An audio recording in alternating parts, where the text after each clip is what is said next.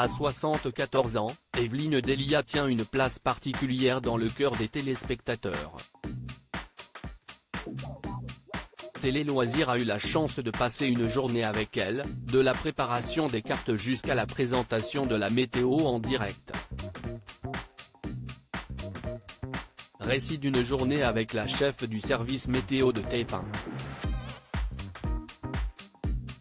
Elle a commencé sa carrière à la télévision en 1968 en tant que speakerine à l'ORTF. Depuis, Evelyne Delia n'a pas quitté le petit écran. Celle qui est chef du service météo du groupe TF1 reste très appréciée des téléspectateurs.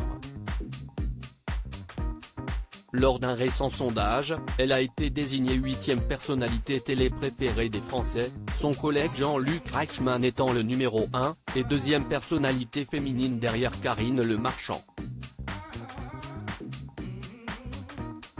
Nous avons eu l'opportunité de pouvoir la suivre dans une de ces journées dont nous vous dévoilons le déroulé.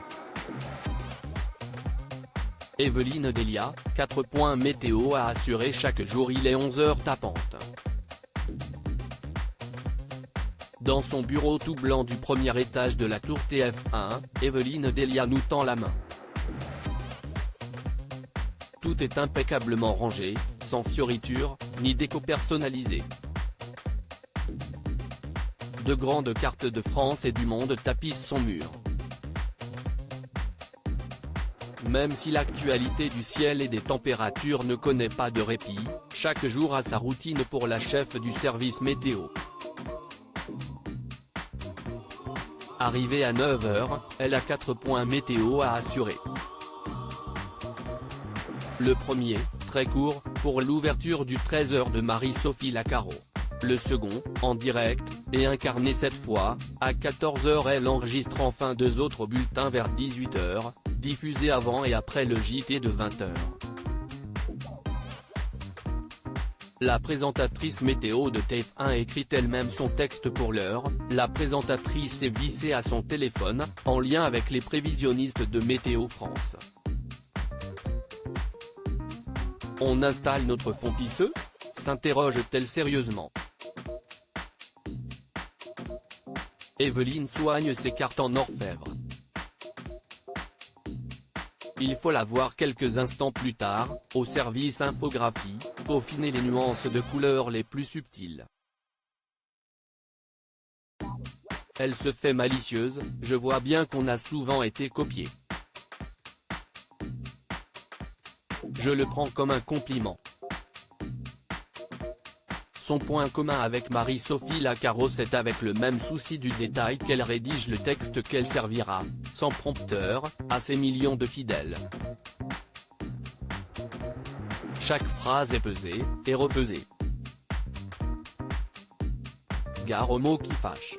Je ne dis jamais qu'il fera beau ou mauvais. C'est relatif. Les dérèglements climatiques ont également changé notre traitement, glisse-t-elle avant de s'en remettre à la palette de la maquilleuse qu'elle se partage avec Marie-Sophie Lacaro. Pas de coiffeuse en revanche, elle se débrouille elle-même. Et si est-il dans sa tenue du jour simplement assortie d'une veste qu'elle prend la direction du plateau du JT, vers 13h30, non sans avoir jeté un coup d'œil sur la fin des 12 coups de midi.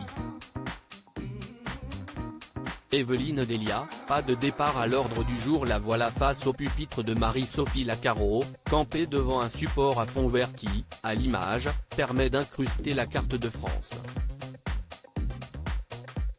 L'exercice, que nous avons testé, ne s'avère pas si aisé, surtout quand sa propre image se reflète en inversé dans l'écran de retour et qu'il faut pointer correctement les villes de France. À l'heure du décompte, pour le vrai direct, à 14h, cela fait longtemps qu'Evelyne ne tremble plus. Direction la cantine de TF1. Sur son plateau repas, une petite salade composée. Durant notre court tête-à-tête, surgit le nom de son ami Jean-Pierre Pernaut. Pour son dernier JT, le plateau était noir de monde. C'était beau de pouvoir faire de tels adieux, glisse-t-elle. Les siens manifestement ne sont pas à l'ordre du jour. Ouf. À lire aussi je ne veux pas rentrer dans une case, cette étiquette qu'Evelyne Delia refuse qu'on lui colle.